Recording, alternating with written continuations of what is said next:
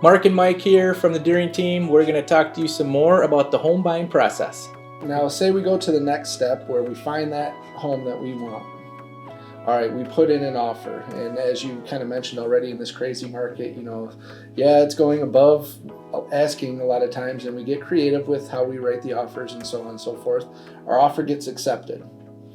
The next step, which is kind of that's one Hurdle. step, one Yeah, hurdle. Yeah. That next thing we go to. Can you bring me through here? What's the next step of, okay, my offer's accepted. Sure. Now we're going on to that next process here. Sure. Let's talk about that. And one thing too, when you mentioned the offer thing, we've got videos that talk about that. Those, the escalation clauses, the appraisal gaps. Those are separate videos. So ask us and we can send them to you, or you can filter through the YouTube channel and find them. But there's some really good things that we're going to talk to you about in person to help you through that. But so you've got a accepted offer. We do a quick little high five. Woo, you got accepted offer, to the client, and they're excited. Yep. But once again, we say that's our first hurdle.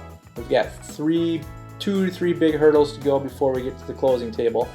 So we like to say congratulations for now, and the real excitement after the closing table, it's yours. That's when we want to make sure that we get past those next hurdles. One of the first things you do right after an accepted offer, Jessica, amazing administrative assistant, she is going to start wrapping up all the paperwork. You're going to start getting dot loop and e-signing things from her to make sure all the signatures are done.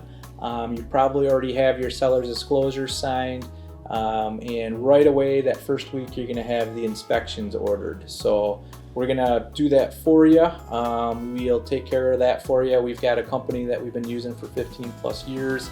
You're welcome to use any company you'd like, but this company we've been using forever. They do an outstanding job. We're going to coordinate that around your schedule. So we do recommend and prefer that you're at the inspection.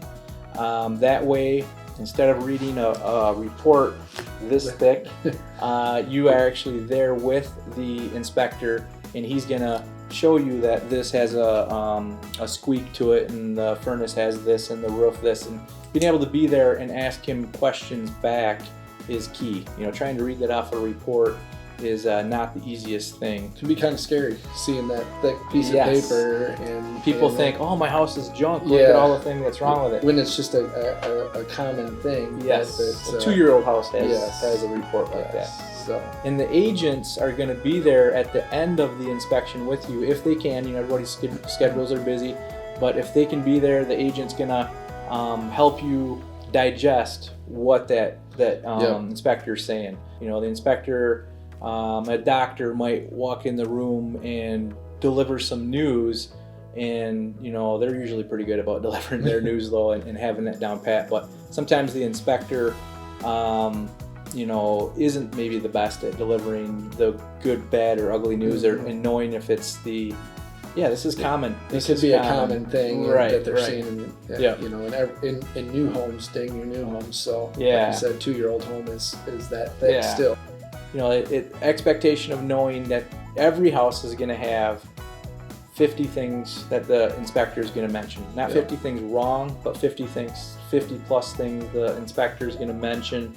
And we're going to help you, that the inspector and us are going to help you pick the important things, or like whatever the hazardous. And look at, okay, these are things that should be top of the priority list, and we can go back at times and ask for those to be repaired or fixed, or come up with some sort of addendum or amendment depending on the situation. Depending on the situation. If it wasn't a competitive situation, absolutely, we will go in and either get $2,000 off the asking price, or get that electrical system upgraded, or home warranties. We can ask the seller to pay for a $700 home warranty, which gives the buyer peace of mind that next year any appliance, anything that goes wrong is covered.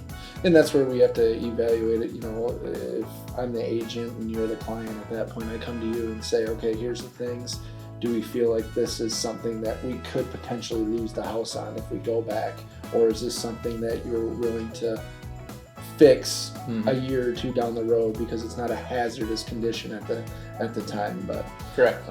being that the market is competitive, those are things that we really have to look Right. at right now. Right. Yeah. So- There's like it's, I wish and I don't wish that it was the same recipe for every single time, but I think that's what all of us love real Yeah. estate for, is that it's not It's a different. new thing It's every not the single same. day. Yeah. Every deal's a different, every closing's a different, there's something a little bit different about each one. All right, well, thank you, Mark, for the time. We went through quite a process here of the home buying process. It does seem like a lot, but that's what we're here for, is to give you those little bit-sized pieces, like you said, and hopefully this is helpful to you all. Yeah, thank you, Mike. And like I say, don't be overwhelmed. This is a sliver of the process, but we wanted to give you a taste for it. But we've got it all set up for you. We're eager to help and looking forward to it.